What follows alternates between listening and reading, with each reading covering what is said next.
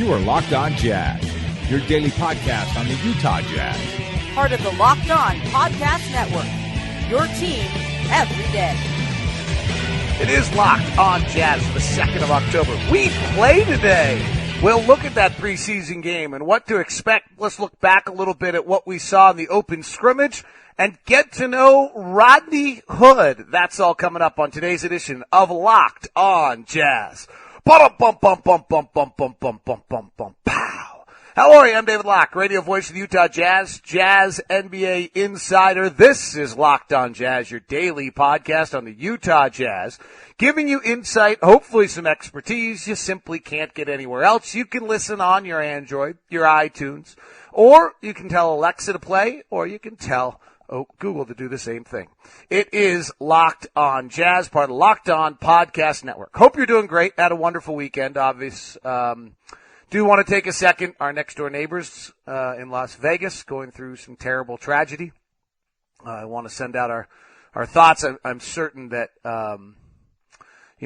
this is one that will touch home. We just have such, Salt Lake and Utah have such ties to Vegas, amount of people and otherwise. So obviously all of us are running through everybody we know and hoping to hear from them as we record this morning. And best thoughts to everyone that somehow you're not directly affected, and then obviously there's nothing that can be said to the poor people that had to live through such a circumstance, and obviously those who did not. So deep thoughts to those.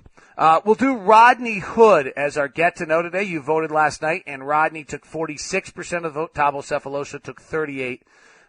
People have asked me whether or not I talked about Thabo on the police brutality thing that he went through where they broke his leg, and then he's since sued them to prove their wrongdoing. I have not, only really because I don't know him at all, and I do think it's a really interesting conversation.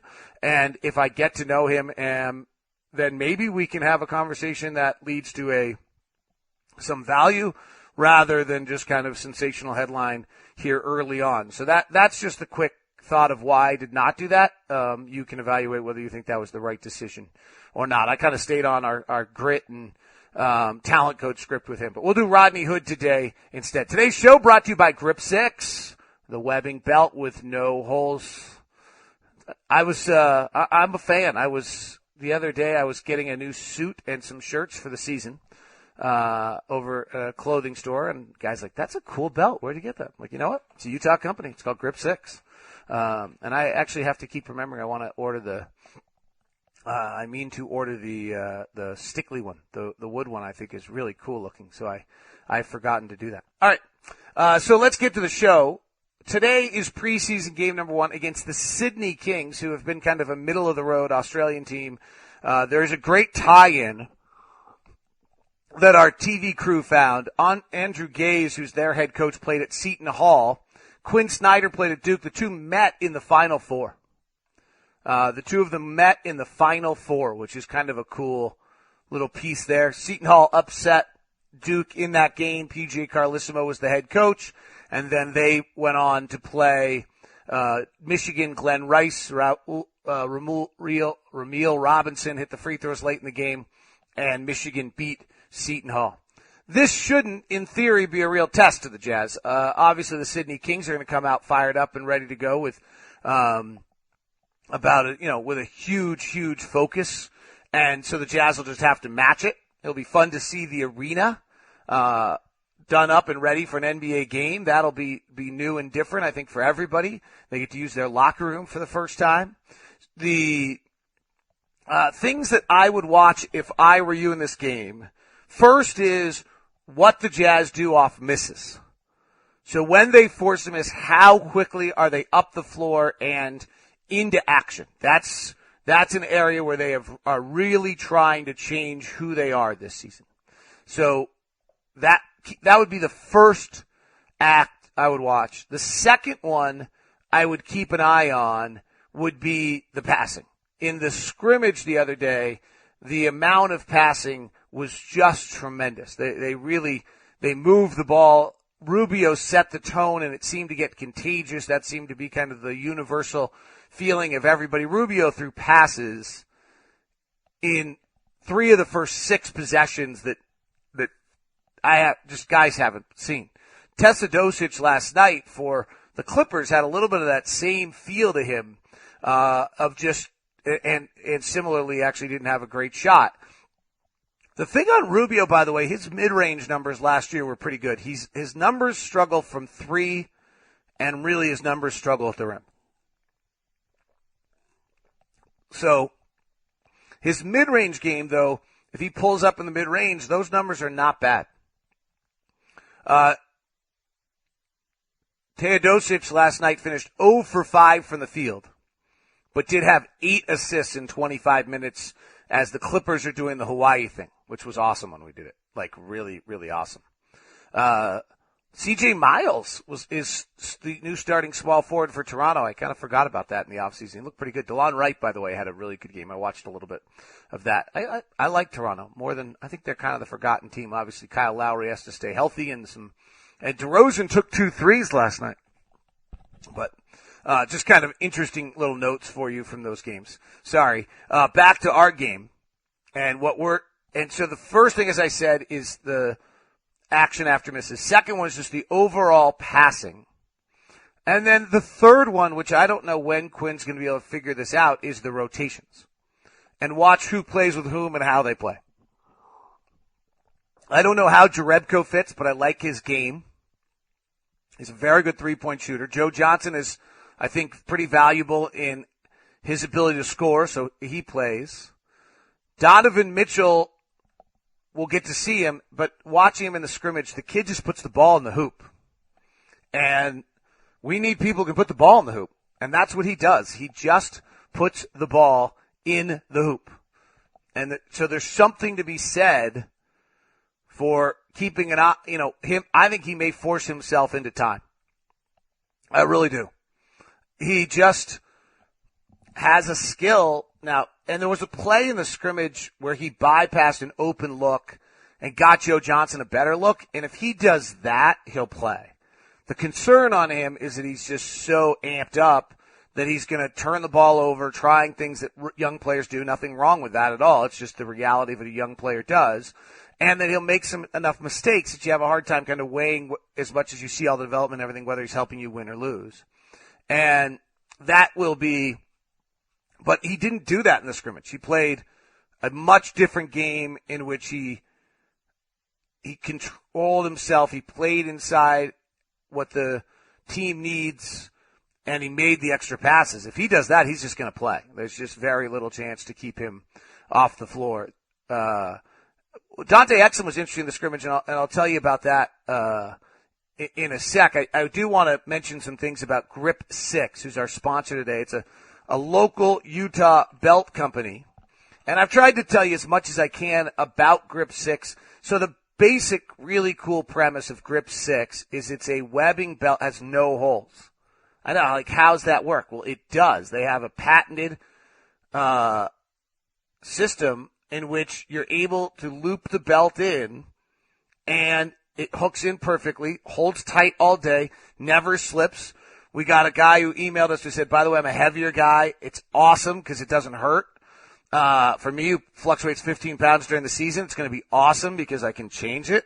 The other one that's really cool is the belt and straps are interchangeable. So I don't think I've explained this one. If you have 6 choices of straps, from white to navy to brown to khaki to gray and black, and then you have all of these different belt loops. The basic belt loops are single color, and then I like the next level stuff. The graphite one's really cool. The stickly one is really cool.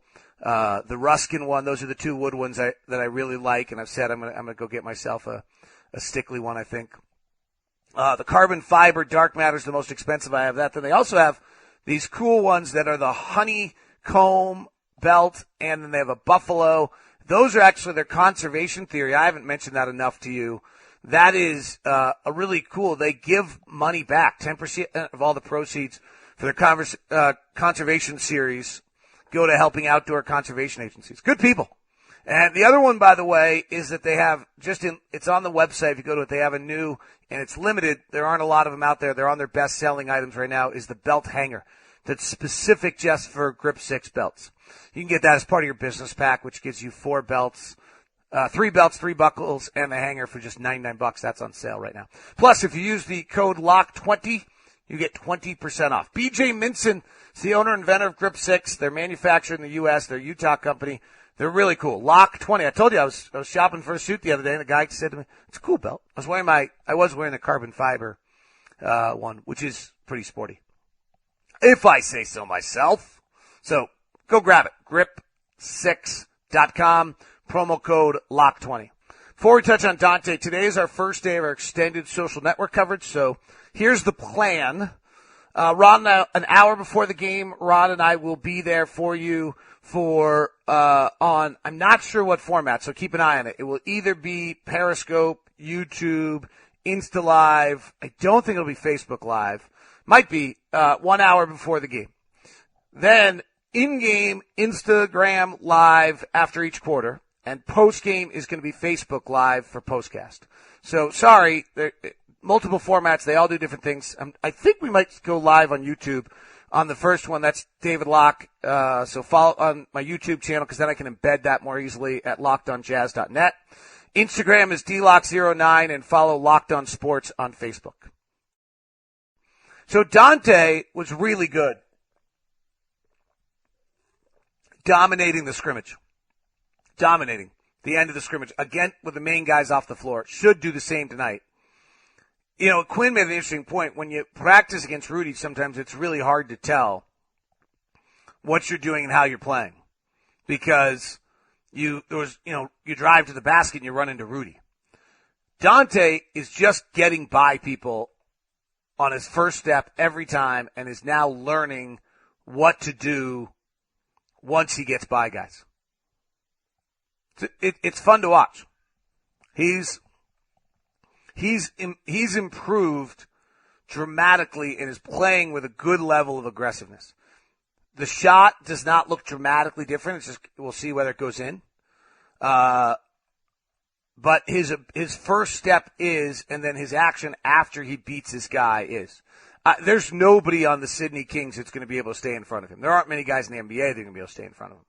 And then I'd be surprised if the Sydney Kings have the depth and the height to be able to preclude him from getting to the rim as he wishes to.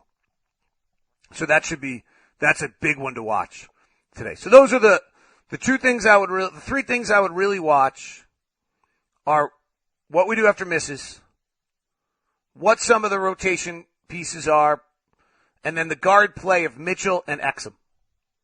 That's what I would keep my eye on, and those are the kind of things we'll be focusing on with this ball game. It'll be fun, and the arena will be open and rolling. All right, let's do our get-to-know interview with our good friend Rodney Hood. All right, let's get to know Rodney Hood, a guy we know a little bit, but take me back to your hometown in Meridian, Mississippi. What would you show me? If I took you back to Meridian, Mississippi, I would definitely take you to the Boys and Girls Club. I think it's a big pillar in that community. It brings a lot of people together. And then I would take you to, some good eating spots, in the South.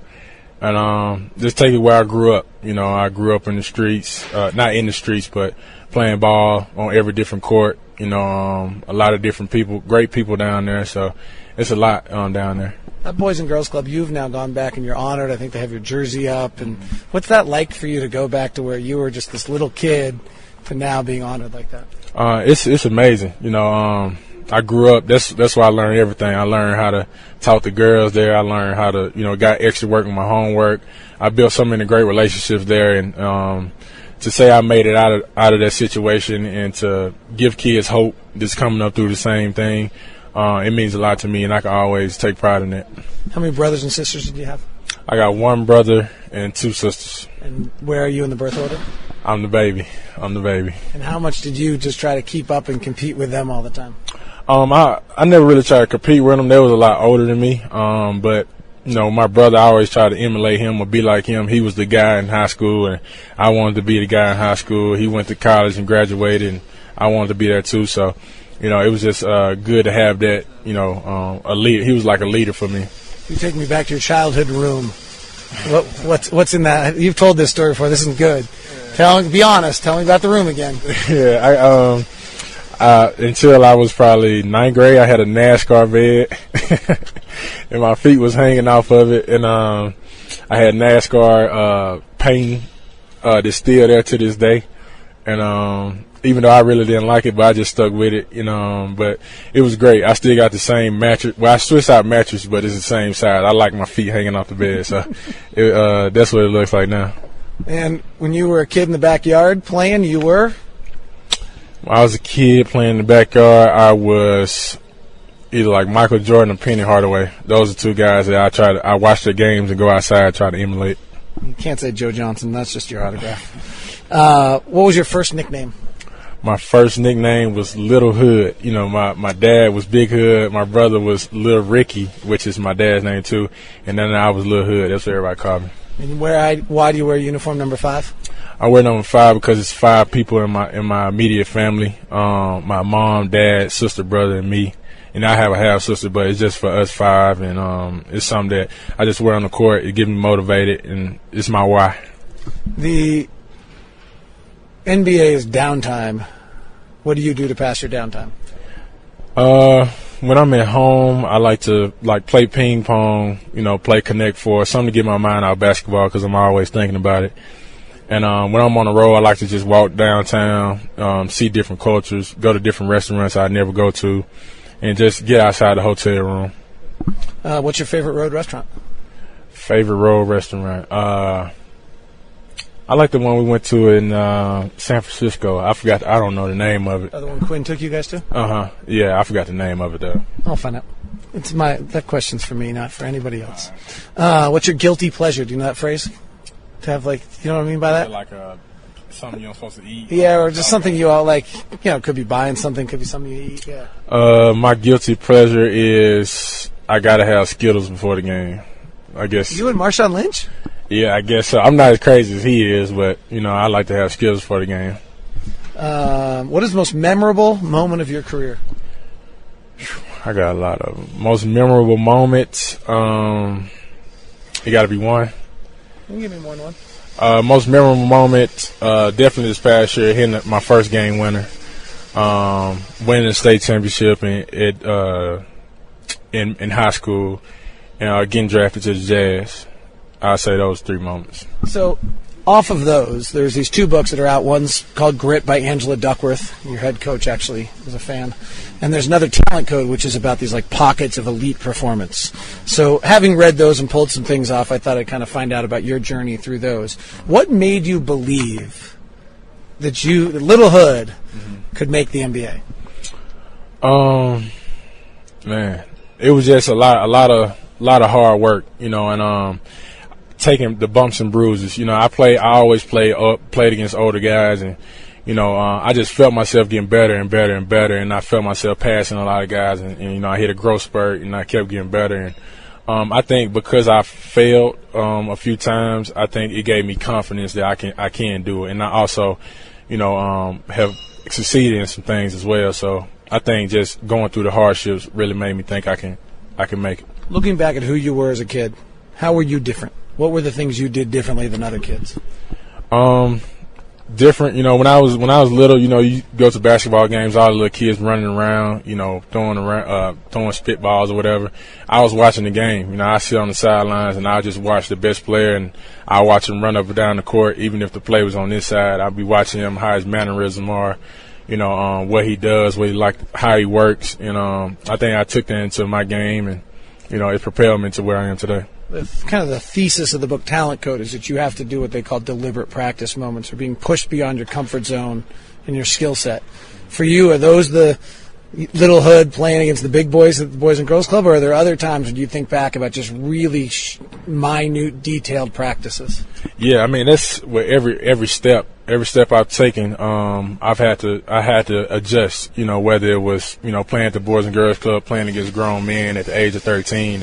They bumping me around, so get better at that. When I got to high school, I had to, we did a lot of running and conditioning, which was the first I ever did. And coach used to have to pull my teeth. And getting to college and playing for Coach K, being a leader, being held accountable every single day, coming to the league with Quinn Snyder, having to really take pride on the defensive side of the ball, and something I'm still learning. But just that pride in every single step that I take naturally as a player. I have to do something that I haven't did before that's going to make me uncomfortable but make me better. The word perseverance. What comes to mind for you, and do you have a personal story that comes to mind? We're going to say that one. 'Cause I'm going to say, after this year, I'm going to say that one, especially for you, that perseverance. Okay, you got it. What does passion mean to you? Passion means, having something that you love and you care for, and it hurts when you don't have it, or hurts when it's not going right. As far as basketball, I'm passionate about it. And, when I'm not playing well or whatever, I get frustrated. But I love it. I love the game. I love everything about it. And so I think that's what passion is. One of the quotes in these books I loved, and, it's a little wordy because it's written by an author, but elite performance, great performance, is really a combination of a dozen small skills, each learned, which drilled into a larger habit. What would be your basketball example of that? That's a tough one. I think would be consistency as far as work habits. That's something that I've had to learn since I've been in the league. Like, regardless of good games, bad games, you can't get too high, too low. Just always keeping your work habits, and treating the game. What you give to the game is what you'll get back. That's something I learned from Joe Johnson. Oh, I like that. 9th straight day of practice. How do you get back out there? What drives you back out to the court? Their passion. You just gotta love it. We're a select few of guys that's playing on a professional basketball league, the greatest league in the world, and it's a way to provide for our families. And we do it for the fans. I mean, the fans is the reason why we get everything that we get, and they behind us every single night, good or bad, and we got to give that effort every single day, even if it's in practice. And it's going to be gone one day. One day I'm going to stop playing this game, so you got to enjoy those moments when it gets tough. Thank you very much, Rodney. Appreciate it. Always a pleasure. Thanks. All right, good to know with Rodney Hood, or get to know with Rodney Hood. Good to get to know Rodney Hood. That's what I was trying to say. Fun conversation with Rodney. We'll have those throughout the week for you. Jazz and the Sydney Kings. It's on radio tonight at 7. By the way, we will be putting up the entire radio broadcast for you after the game. Utah Jazz Radio is the podcast name. I'm not sure it's populated all the systems yet. If you go to Utah Jazz, let me see where I can, its link online just to start and maybe find it is through Lipson. And so you would go to, I should have known this before. Let's see. If you go to utahjazzradio.lipson.com and utahjazzradio.lipson.com/RSS, and you should be able to find it. It might be up on some of your Android feeds, and keep searching. And so hopefully it'll be up there soon. Utah Jazz Radio is the feed for that. Feel free to tell some friends. Thanks very much for tuning into the program. Hope you enjoyed it. We'll be with you. Ron and I will be live at 6 with a pregame Periscope, might be pregame YouTube. Not entirely sure what format we'll be doing it. And then we will also be live each quarter on Instagram. And you can follow me Insta Live at the end of the first quarter, second quarter, and halftime. Postgame will be Facebook Live at Locked On Sports on Facebook. So make sure. Did you get all that? DLock09 is the Instagram. All right, have a great day.